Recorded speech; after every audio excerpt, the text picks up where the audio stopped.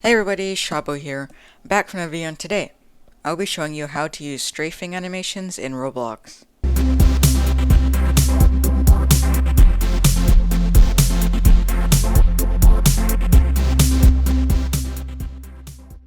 So the first thing you're going to want to do is go to View at the top if you haven't selected it already.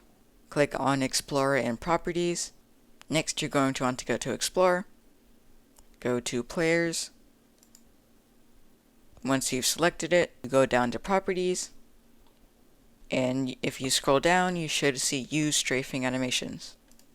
And it should be enabled now. You want to make sure that your game has R15 on, so you're going to want to go to the Home, go to Game Settings, go to Avatar, and make sure you turn on R15 or Player Choice.